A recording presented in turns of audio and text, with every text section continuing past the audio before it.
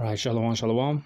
I'm the brother Marakabdo, and all praise and glory to Yahweh Ba'Hashem, Yahushai, Ba'Hashem Rakakudash, the bonders to the apostles and elders of Great Millstone, and all the Akim out there that be pushing his truth with nothing but sincerity. In the name of Yahweh Ba'Hashem, Yahushai, start off in the tribe of Judah all the way down to Issachar. And today, I want to speak about, what true marriage is, though, and these certificates. You know how people say, yeah, they're just a piece of paper, but guess what? They really are, though, man. Because a marriage, though, right? A marriage, though, well, let's get a definition of marriage, though, right? You know, there was the women of Babylon.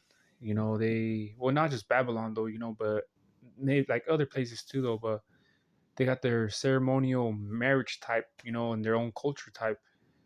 But let's see, go into the word marriage.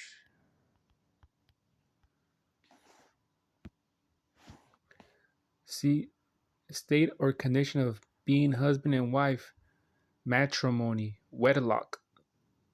See, it means wedlock because it says here meanings the marriage vow, formal declaration or contract by which two join in wedlock. And when you have sex, what is it? You join together though. So let's go into this definition of wedlock. Wedlock, it means actions proceeding to practice. Yeah, see? So having sex though is marriage though, because you guys, the woman and man though join together though, as one. It doesn't mean, like like it literally just means though, uh, joining together though, the woman and the man though. That's the true marriage though, because in the Bible it doesn't talk about no certificates and things like that. Yeah, they did their ceremonies and things like that, of what's it called though? They did their ceremonial things though, but there was never a priest though saying, "Do you do and do you do?" And there was a certificate and papers that you know like the marriage certificates though, because it says here like the history of marriage certificates in the United States includes the use of ministers to document marriages, the use of marriage licenses, and state registration of marriages. So, see, so when in the scriptures that I talked about that a man and woman had to be registered into the state of Israel or to the land of Israel, doesn't talk about that in the scriptures though. So that's completely off though, because when a man and woman get together, that's their business though, man. You don't need other people to be around though, you don't need other people to be around. Whatever a relationship it got going on, that's on them though. That's why, because they joined together as one though, and that's it though, because that's their relationship though. They're together, and because that's what I'm saying though. So when a man has sex with a woman, she automatically becomes his wife. You know what I'm saying though? Because look at the history says of marriage certificates in the United States includes the use. And it says, well, the history says in the 16th century, English custom was for ministers to document marriages. In 1632, the first American colonial law required parish ministers to record marriages. See, so this is just, what I mean, the history of it though, you know? Because it says each state passed its own laws about who could apply for a marriage license and how. And that's just the thing about it though, man. It's always about like whatever practice you got going on with your wife, that's your business. What does it have to do with the business of the state though? You know? Like for example, a driving license though. You what does the word license mean? License means to I believe the word license means to entrap or something to do with that, you know? But the thing about it though is, let's say you already know how to drive and things like that. Like, hey, if you have to learn, hey, so be it to learn though. But how is it that the DMV, like not too long ago, last year, I had to renew my license. So now they're making you have to renew your license every 5 years. Well, I don't know how other states work though, but I know where I'm from though, I had to renew my shit like every 5 years. It's like, why every 5 years you gotta renew? Oh, just to keep updated. If you know you could see, if you could your mobility of things like that. Man, the fuck though? If I'm fucking up, if I'm driving and I keep getting tickets and I'm fucking up and this and that, then yeah, get the attention from the DMV or the the state. Hey man, this guy ain't what's it called? He ain't manageable to drive. But if I have no record, no tickets or nothing like that, and you're still making me renew license though or do it, you know what I'm saying though, it's like for what? You know? I'm not what's that called? Making noise for the state or the law or anything to do or the DMV to where they're like, hey, like what's up with you, man? Let's see your license though, man. We're gonna have to make you but here in the state though, they make you renew your license every 5 years. You know what I'm saying? So that's the thing about it though, man. So these certificates and these licenses and all this other shit though, man, it's just a bunch of bogus. Because, you know, there's many drivers that got their license, right? But they don't know how to drive for shit. Especially fucking Moab and the woman driver. You know, they don't know how to drive for shit. So it's like, how the fuck did she get her license though? How the fuck he got a license though? There are many dumb ass drivers, trust me, because I drive though. And I see them all the time. There's many dumb ass drivers though. But hey, they're on the road though and still driving though. You see what I'm saying? So that certificate or that license is a piece of paper. It just your information written on a piece of paper, man, and that's it. And well, I'm more talking about the marriage certificate, man. That's nothing to do with what I mean, the state. What the hell does your marriage have to do with the state though? So, and like I said though, here in Babylon, they got it where you divorce a woman though, she takes half your shit, man. So a woman, you worked for 20 years though, and you got a house, bought a house, worked hard for it though, and you're married to the woman, to the state, of course, and she's able to keep the fucking house, your blood, your sweat, shit, even tears maybe that you worked hard for, the house though, your dream home, could just be taken away. And she got another. She not only that she took your house though, but she got another nigga laying on your bed that used to lay with your woman with though. You see the hypocrisy of this fucking country though. It's fucking nonsense though, because even not even in Mexico is like that. Like, well, I don't know how the marriages laws is out there though, but at least the women out there in Mexico, like they know better. They know who's the household head of household. These other countries, they know the man is above the woman though. you know. But here in Babylon, they try to put that spirit of independent though on these women in Babylon though, man, which is ridiculous though, and that's how marriages get broken up though, because the fucking women get fat headed and shit though, thinking they could do this and that all by myself, and they end up regretting it though when they get older, or even at that moment too. So that's that Babylon juice that fucking Esau pushes within the people here, man. So that's what I'm telling you though. So marriage certificate got nothing to do with the Bible though. So let's type in marriage certificate, right? Marriage certificate. See if anything pops out.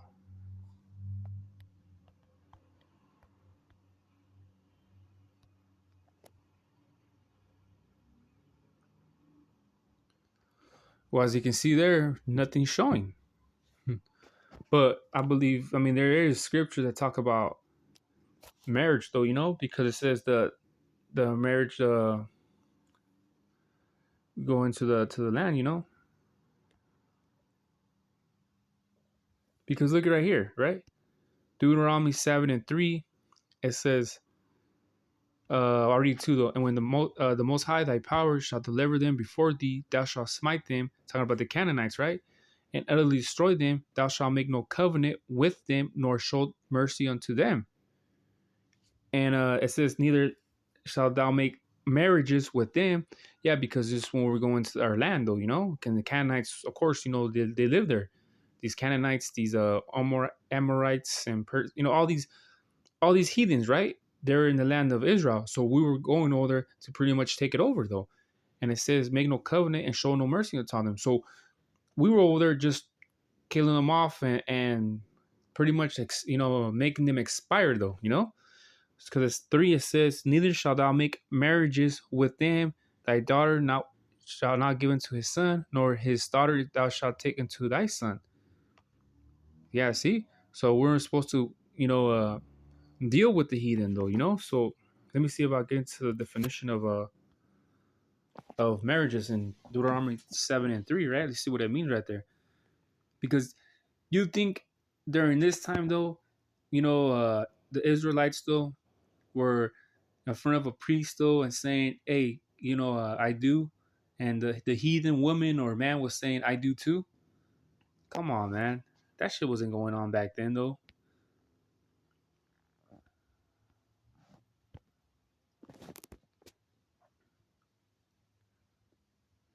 See, because look at 3, it said, in the NLT, Deuteronomy 7:3, it says, you must not intermarry with them. Do not let your daughters and sons marry their sons and daughters. Intermarry, right? So, I'll get to the definition of that, though,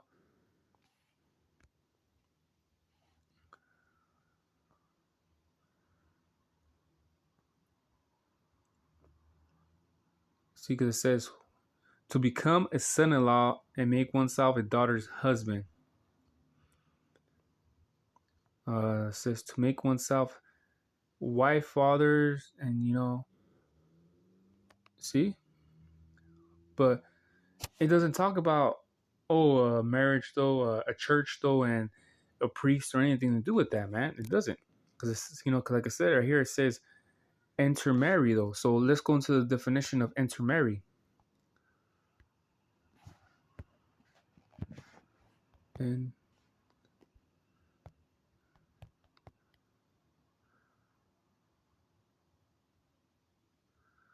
okay, so it means between people from different ethnic and religious. Oh, okay, so that's what it means though.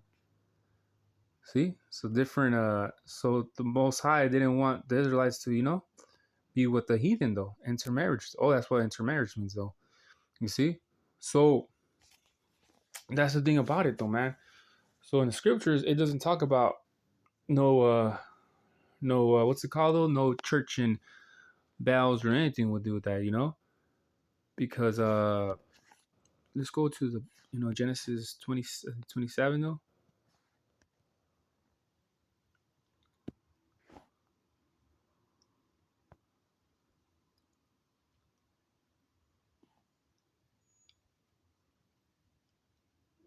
Was it 27 or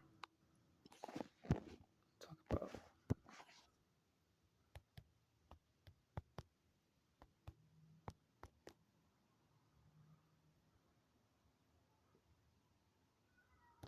Okay, so it's 24:67. So let's read the little story of it though, right? Because Isaac didn't even know Rebecca. Rebecca didn't even know Isaac. So it wasn't even like they didn't even go on dates though, right? So this is Genesis 24:63. It says, and Isaac went out to meditate in the field at the eventide. So it was like sun going down, and he lifted up his eyes and saw, and behold, the camels were coming. And 64, it says, and Rebecca lifted up her eyes, and when she saw Isaac, she lighted off the camel. Because, like I said, he didn't know her, and she didn't even know him either. 65, it says, for she has said unto the servant, what man is this that walketh in the field to meet us? See? So she had no idea who Isaac was. And the servant has said, it is my master. Therefore she took a vow and covered herself. See? So they didn't even know each other. He's like, hey, who's this man right here meeting us up in the field? And 66, it says, and the servant told Isaac all things that he had done. And Isaac brought her into his mother's Sarah's tent and took Rebekah, as in he had sex with her, and she became his wife. See? So where's the part that I missed, the part where there was a priest and there was a church though, and that and she said I do? No. It didn't even say that, because it literally said and took Rebecca. So they had sex though, and she became his wife. and he loved her, and Isaac was comforted after his mother's death, though. You see? So let's look into the NLT, right?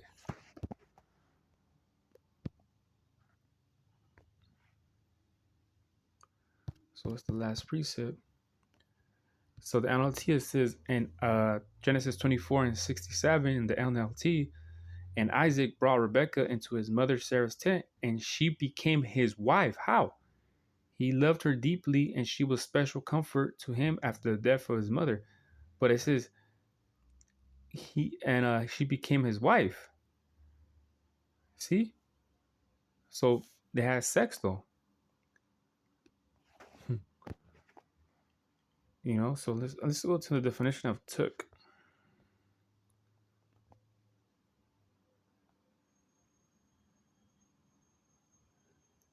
So he pretty much, oh, look at right here. To take, get, seize, receive, marry, take a wife. See? Snatch. See, it says marry, to take. So let's look at it in the pastor's Bible, right? Because I got this other tool right here, right? So let's look into it though. Yeah, what it seems like he pretty much raped her. Grape. Gotta say it that way. That word though. So let's look into. So let's see what the pastor's Bible says.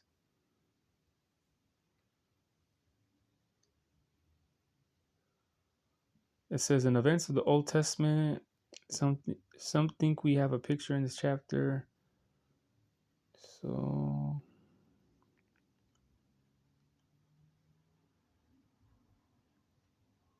it says Isaac will represent the Lord, which goes out to me here.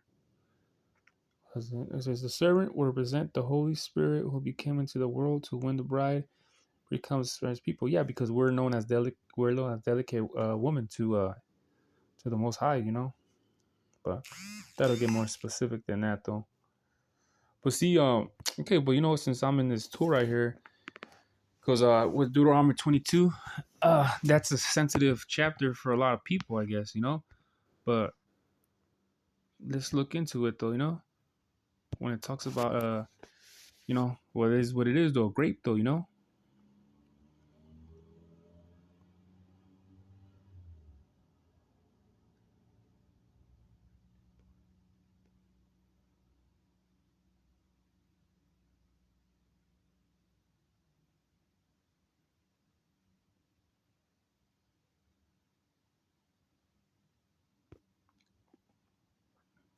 See, look, because 28, Deuteronomy 22, 28 says, if a man meets a girl who is a virgin, who is not engaged, as in doesn't have a man, and says her and lies with her, a man that has sex with a woman that is a virgin, and they are discovered, then the man who lay with her must give the damsel's father 50 shekels of silver, and she shall become his wife.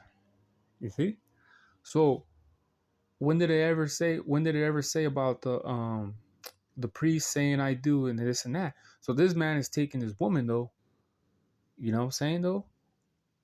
And when you see the marriages that on TV or just in real life though, hey, when do you see a man have 50 shekels and give it to, hey, here, now I'm your son-in-law. You know what I mean? When do you ever see that on TV though, man? If they want to, when do you ever see a man have 50 shekels and be like, go to the hey, I already did my thing with your daughter. Here's money though. When have you ever done that though? So that whole marriage certificate goes back to, like I said though, that marriage and the church and all that shit goes to these devils, man. It's not even biblical. You know what I'm saying though? If you want to really keep it biblical, and like I said, if a woman of age though, where you could do your thing with though, and you do your thing with, which is the real marriage though, hey, you're supposed to give the her dad, you're supposed to give her money, right? Hmm. See, so you're supposed to, what it says, 50 shekels of silver, about 0.6 kilogram. Hmm. You see, because it says, yeah, because it says of silver, and she shall become his wife, because she has humbled her. He must not divorce her at all his days. Yeah, see, so hey, that's the thing about it though, man. So when is it that what's it called though? When do you see on TV or in real life a man having money or shekels silver and giving it to his, if a young man goes up to the father-in-law and be like, hey man, I'm giving you money. He's like, why are you giving me money? Hey, I just had sex with your daughter though, so it's part of the law. Here you go. That father-in-law is gonna be like, what the hell? You tripping though? And these days though, but you see back in the days though, back in these times, or it was a practice though. It was part of the law. It's part of the law though. But I'm talking about you do that nowadays to someone like, hey, I just humbled your daughter. Here's 50 shekels.